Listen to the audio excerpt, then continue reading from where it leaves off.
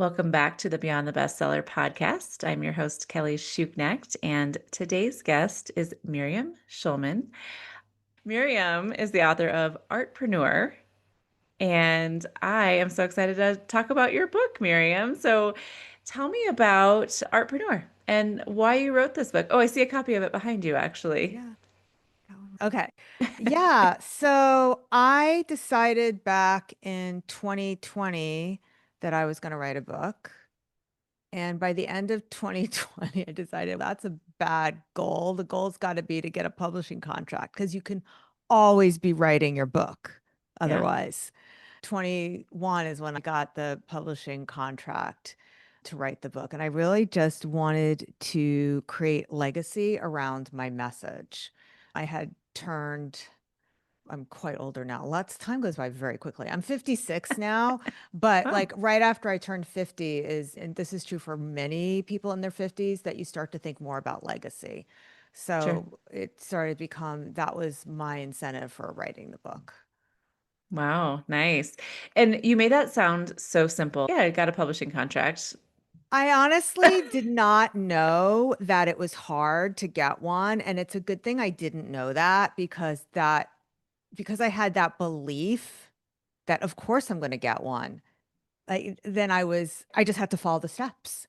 I did have an audience and I have sold a lot of programs, and I understood that the traditional publishing process is very similar to what I do in my world, which is like creating a sales page. So the sales pages that I create, I'm basically selling the publisher on me, and my message is a process I was very familiar with and already Hmm. having an audience. So I did have confidence, and I probably had more confidence than I should have because I did not know but it's a good thing. Yeah. Love that. It's so true though. Like it's just your mindset going into something is so important. If you go into it thinking, oh, I'm never going to get this, it's going to be so hard, you're already setting yourself up for failure. Go in with that positive, maybe unrealistically positive, whatever attitude about it and hope for the best. And I think that was great that it came so easily for you. So I heard about why you wrote the book, but tell me about in fact, I want to remind people, I forget to say this in my podcast. I said it a lot earlier on, but I'm going to remind people that the title of my podcast is Beyond the Bestseller because I know that a lot of people write books for reasons other than becoming a bestseller, right? So the title was purposely for what is beyond the bestseller for you? What was the real reason you wanted to get this book out? Yeah, and I'm glad you made that distinction because my goal was never to be a New York Times bestseller or a USA Today bestseller, which you may have talked about on the podcast, but I've seen behind people's book launches, you can really buy some of those things if you want to throw Yeah. she's nodding her head, by the way. Yeah. Yeah. Is this on YouTube too? Or are they just listening to We'll us? be in both audio Okay, and it's a good thing video. I put on makeup. Okay, and the good lighting.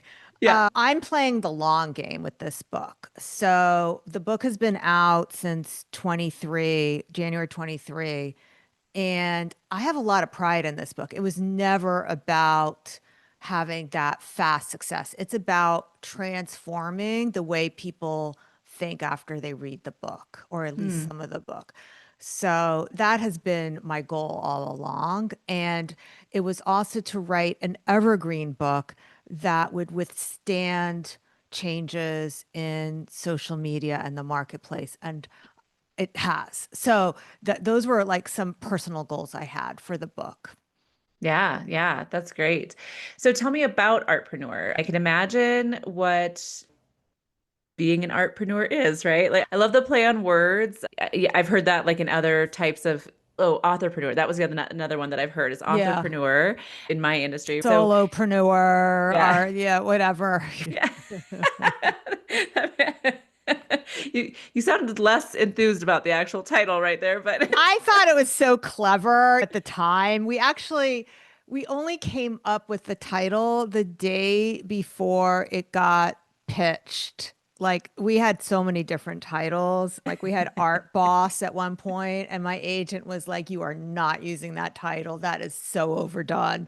You do not want boss in your title." I was like, "Okay." I actually heard recently the word boss is coming back though. Maybe, but not in the publishing world. I don't Okay, know. okay. Like, there is like girl boss, boundary boss, like hobby boss, everything. So I circle back. What was the question again? Because I got, So tell me about Artpreneur. Like yeah. who is it Okay. for? What did you write? What did Yeah. you All write right. it for? So in my business, I coach visual artists, but that was not going to be broad enough for traditional publishing. So we did write this book, we meaning HarperCollins team. I wrote the book. There's no co-writer. We had this in mind to reach all artists, however you define your art to be. It is written for writers, it is written for musicians, it is written for the creative entrepreneur. So the advice in it is very general. There is a lot of mindset in it. The first chapter is choose to believe, which is what we just finished talking about. Like it Right. starts with that. If you don't believe, you give up too easily. Yeah.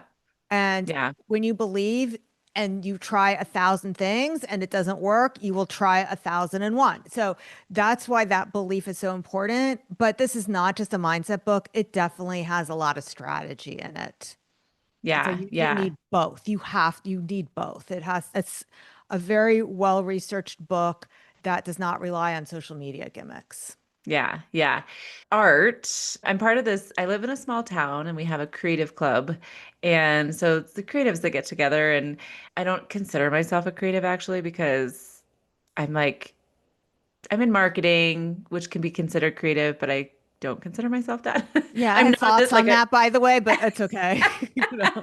no, I want to hear it. But I'm like, I'm not, people think, oh, you're in marketing, you're a designer, or I don't know, but I'm more on the like strategy side. Like I'm not artsy in my mind, but I'm creative in a different way. Different way. I'll give it that.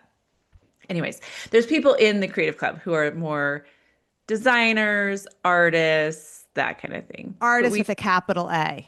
yes. Okay. Yes. And we talk about in that group though, like how like art is hard to make a living on. You think the term starving artist It that came from can somewhere. be. It Yeah. can be, but I've taken so many artists now over the six-figure mark that I just don't buy into that story anymore. Yeah. Love it. So what types of artists? I mostly work with visual artists. So that those are the people I coach. So I've helped painters, photographers, digital artists, sculptors, fiber artists, macrame, anything that's visual art. But in the Yeah. book, it goes beyond that. And what I'm teaching them really isn't just for, like I said, what I teach is really for any business, but I translate it so that artists can understand it. Because a lot of Yeah. creatives also have that belief, I'm just not good at business. Or they'll listen to a Yeah. podcast that's about marketing, but it's directed at like weight loss coaches. And they talk about, well, have a freebie that's a cheat sheet or something. And so people who have a product like what I talk about that has nothing to do with them, they don't understand how to translate the advice into something they can use. Yeah. Yeah. Okay, this is a total side note, but can we talk about art for a second? So this necklace and these earrings that I'm wearing today, I bought when I was in Portugal last week, and these are made out Beautiful. of Nescafe pot, the coffee pods. They're Yeah. recycled. How cool is that? How Anyway, cool is that? Which, by the way, you just proved something tell my people all the time, and I do help jewelers, is that you're not saying to me, look at this piece of art, how beautiful this jewelry, how beautiful it is. You're telling me a story that you really bought the story yeah, and the totally. meaning. Yeah. And she had the little cups all over the table. It was like a little farmer's market in Cascais, Portugal. And she had the little cups all over. I would have taken a picture so I could tell that story more visually, but she had a sign like no pictures. She didn't want anyone taking pictures, which I was like, that kind of I feel like That's you should bad allow people marketing, to right? yeah, I know. yeah. Because you could have tagged. Yeah. Yeah, because I would have shared that, but Right. instead I have to like just explain that's what that is. But That's right. anyways, I bought like 10 pairs of her earrings so that I could give them as gifts because I just thought that was really cool. It's very Anyways, cool.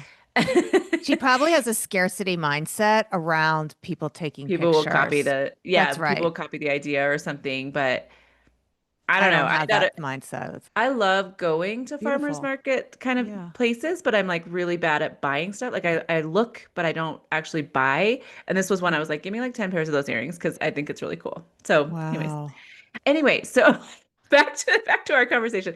So I see behind you a workbook that goes along, I imagine it goes along with the book. So I'm really curious about that and how you use that to help people kind of apply what you teach to their own individual situations. So this woman with the jewelry, like how does somebody like that take the workbook and apply it to their craft? Yeah, great question. I'm glad you asked me that. So the workbook is not through HarperCollins. I asked them, "Do you want to publish this?" They said no. I said, "Goody, I'll do it myself. I won't give you any money." So it is basically, I had designed a 3-day boot camp that introduces people to the philosophies that are in Artpreneur. Because there's a lot of education that has to go on, especially with artists who still believe the idea that they can build the business on Instagram. And can we just do a sidebar on Instagram before we continue talking about the workbook? Is that Go for okay? it. Okay. Yeah. All right. So when I first started writing, and like I mentioned before, I didn't want this book to rely on social media because I knew things were changing. When I first went to write the book, the average engagement rate, the average engagement rate on Instagram was 1%. And for people listening who maybe don't under aren't able to do the math, that means out of 1,000 people, one person is engaging with you. When I got my developmental edits back, the person who's doing the developmental edits thought she's in her 50s. I don't think she really understands social media. She's really old fashioned. Yes, that was the note. She was very mean. But I took that as an invitation to go deeper. What I understood when I got that note was I didn't make my case strong enough about why you shouldn't be relying on social media. So I knew about that statistic, but by the time I went to research it so I could rewrite the book, it had dropped to 0.6%. 0.6%. Yeah. Okay. And actually, I said something wrong before. I said out of 1% is 10 people out of 1,000. 0.6% is 6 people out of 1,000. Yeah. Yeah. I don't know if you caught that or not. I was just like, just realizing I said the wrong So I'm thing not a there. math person, but I was like, I'm not sure Yeah, if that's no, right, no, but it's it was fine. not That's right. It good. was You not good. right. That was not right. So we can either edit both things out or just go with it. I don't care. Either way, Kelly, it's fine with me. Now, 2025, it is now 0.4%. zero point Yeah, 0.4.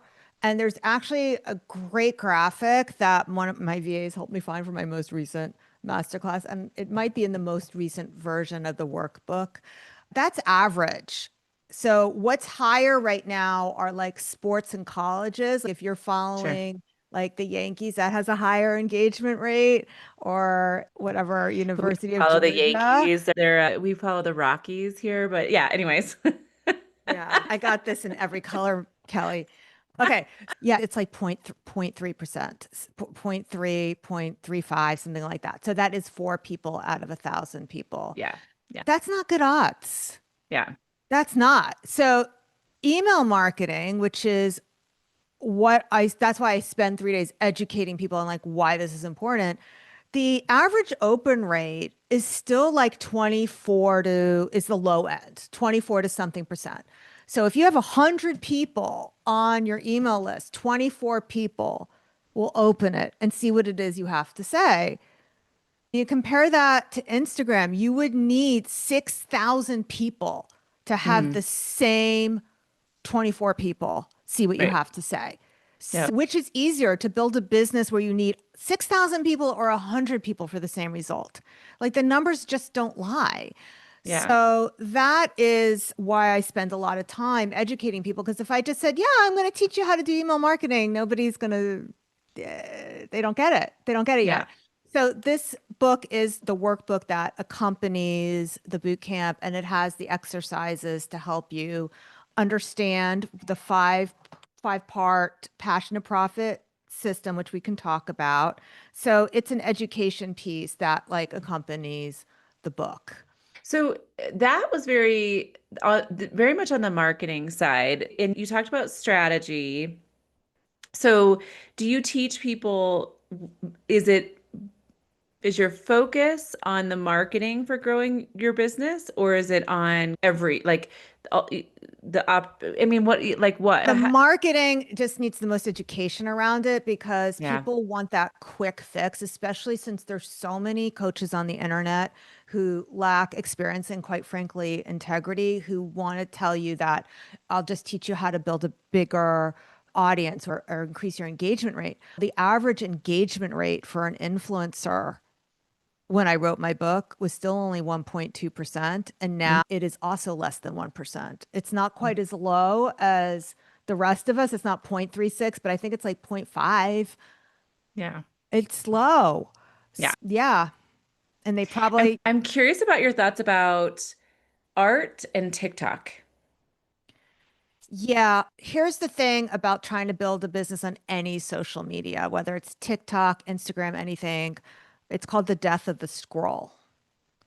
So all these algorithms are built to keep you on the platform, not to engage. That's why the engagement rate is so low, as we've already demonstrated with the numbers. But anyone who has used it themselves, it wants you to keep going, keep scrolling. So it doesn't really want you to stop and click through.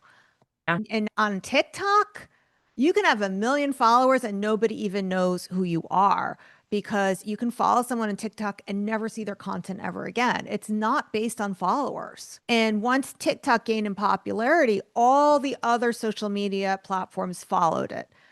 Instagram, YouTube, it's not based on who you Right. follow, it's based or who you're subscribed to. It's based on you saw a cat video and you spent time looking at the cat video. Great, we'll send you more cat video. I Hmm. have completely trained my phone to only show me tuxedo cats.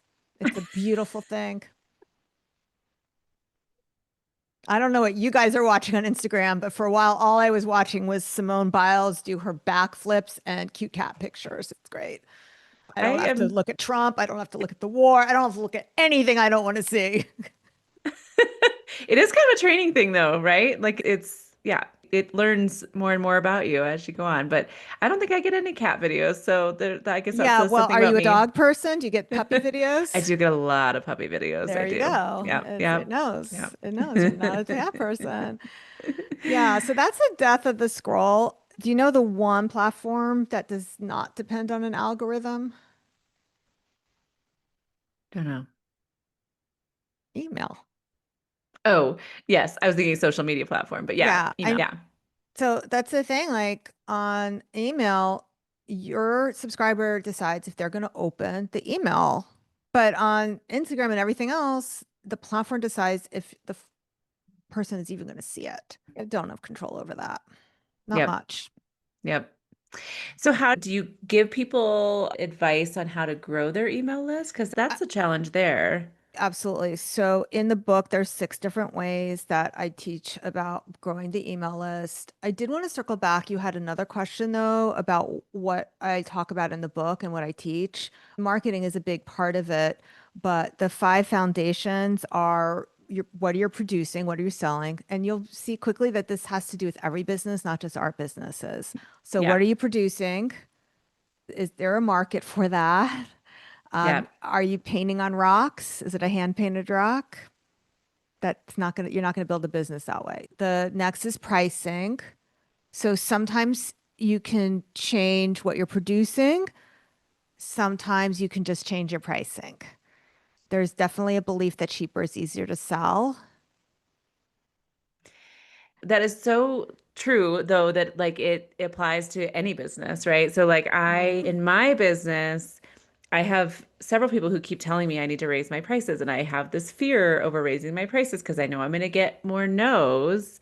And I know eventually Not I'm going to raise the necessarily. prices, but I, I mean, I, necessarily, I I mean, know. I have, and then people say to me, "You're in New York." You can hear my accent in the Yankees. I have this artist who lives in Arkansas, and she was selling her art for 1,000. I said, I told her, I think you can sell it for 3 or 4,000, and she did. She raised her prices, and the people came back who were the same people who bought it at the lower price. Yeah. Yeah. And nobody said, why did you raise your prices? Yeah, no, I totally agree. I just, yes, that it's hard. It's hard to raise your prices and you have to get comfortable with that. And yeah, and mine is not art that I'm selling. It's services, but it's same. I go through the same challenge mentally. It's hard. There's something I talk about in Artpreneur. It's called the belief triad.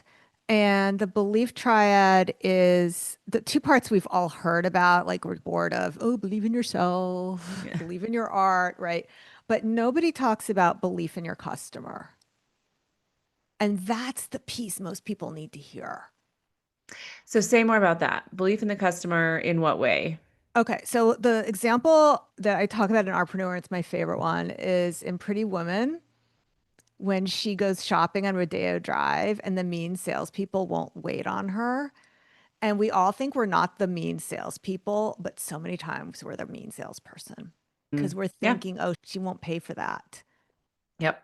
No, I That's what 100%. lack and Yep. belief in your customer looks like. Are you Yep. offering them your lowest package? That's Right. lack of belief in your customer. You're not Yeah. offering them the biggest transformation. Yeah. I totally agree with that as well. Also from the services side, not the art side, but that Yeah. I've found that where I've had in my head a couple times, oh, this person is only this size, they can't afford this or whatever. And I've told myself to approach everyone as if they can afford all the services and to follow up with everyone just like I expect that they can afford the services. You Yes. know what I mean? Like I've Yeah. had to train myself to not think that way, even though like I still have those flashes in my mind of, oh, they're probably not gonna. But then I'm like, but it doesn't matter. I'm still gonna follow up as if they have the budget of a $5 million company and they can afford me. And so I I have had that thought process over the last few months of just I'm going to treat everyone like they can afford the services. And then if they can't, that's okay. Maybe they'll come back to me when they can. But otherwise, I am deciding whether or not they can afford me, and that's not Yeah. fair to them.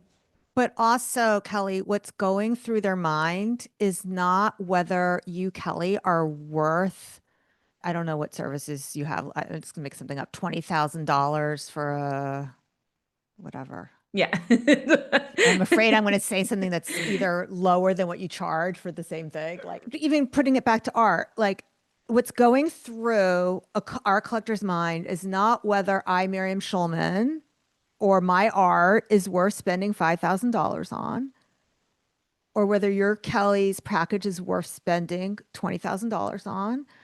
They're deciding whether they're worth it. They're worth it. So when we're hesitating about that, we're hesitating in our belief about that, about them, they will pick up on it. Yeah. So that's why you have to believe in your customer more than they believe in themselves. Yeah. I love that. That's great. The other thing, going back to the like, maybe people will say no or whatever, and you said maybe they won't. The other thing that I've heard though is like also it's okay to sell fewer at a higher price point because you're still going to end up, and again, in services, if you're charging more, but you have fewer clients, that's better because you have less to manage and more income from that Yeah. less. On the art side, it would be like, yeah, if you can double or triple your price for whatever you're selling, you may sell fewer, maybe not, but you're still going to end up making more on the sales that Oh, you do get. 1,000%. And I'll Yeah. give an example recently in my own business on that, on the service side. So as I said, I coach artists now, and we have our program is a $2,000 course.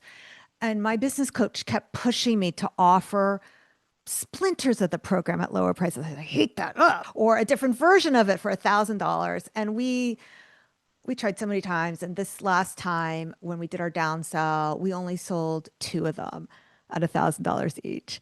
And I said to my team, you know what this means? Next time we're not offering any downsells. And I know my Yep. business coach doesn't listen to this podcast. So I'm like, if you do, darling, oh, good for you.